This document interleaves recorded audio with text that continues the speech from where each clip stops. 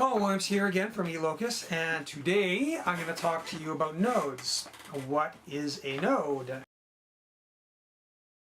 A node is a discrete piece of information that will fit into the whole eLocus system and connect to other nodes to build a framework structure that will allow you to find things that are related to other things. Also, I use the term contextually related because they have something in common or something related to that piece of information. Now, a node can be many different things. Text-based, such as articles, like a news article, or they can be a piece of information written about something. It could be poetry, it could be fiction, it could be books, for example, to take it further extreme, as well as other multimedia nodes such as video, music downloads, and then getting to more discrete information, calendar events, dates in history. Really, we want to have the nodes be craftable to suit what the needs are of the community. But realistically, once the system is built, if you have a node or group of information that overall contains everything, which is a meta, that will then be able to be placed in its own node group that you can search on that term. Really, the eLocus system is mostly infinite depending on what the needs are of the users. But we will be building specific node groups that will be developed to get it started, to show people what it's about, and also to act as signposts. That's the job of eLocus, is to keep the system moderated, not only to avoid problem users, but to avoid bad information connections. So, we're here to help facilitate everything to keep it running.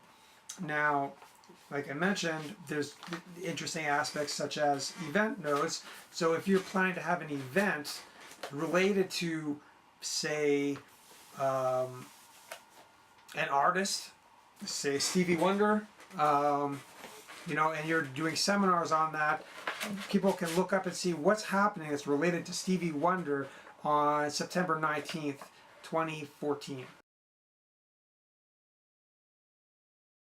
Let's get a deal of the audio nodes, discrete pieces of information, songs, an audio book, a lecture. So say if you're in a class and someone in your class has got the audio lecture recorded from your professor, you can then go and get that node lecture. You'll be able to find it because you can stream down through your school, your class, your professor. You can find it from so many different directions that, and no one has to sit down and physically connect it. Once it's there and it's built and it's done, it's available throughout the system from many different directions. So lectures, podcasts, mixes, samples, ringtones, news clips, documentary, audio, theater, streaming, live audio streaming. I mean, there's a lot of potential here for creative use. Audio advertisement, live broadcast, and a lot of this can also tie in to the greater scheme of what people can do with nodes. Let me get into that. As a user, you can build your own magazine type format, compiling nodes of information related to what you're interested in, and it can either be timely, like news kind of stuff, or it can be older stuff where you want to present a documentary of, say, old R&B where you can compile stuff you already know into a magazine type format, presenting these nodes, pulling them in, and creating a presentation. And this is really part of what is going to make your use of the private node, the private side of eLocus really interesting. And that's because it'll be like Facebook, but it'll be so much more efficient, and it will have all these elements integrated. You won't have to search around and hope that maybe you get a YouTube video and then maybe someone will watch it, but you'll get some stupid advertisement before it. I guess I won't say any corporate brands related to who actually do that and profit off that right now, but that's really kind of social harassment in my opinion, the way that ads are done today. But anyway, being able to compile these nodes in a way that you can present them, as a magazine format, but also just as a form of self-expression. It's like you have your Facebook page,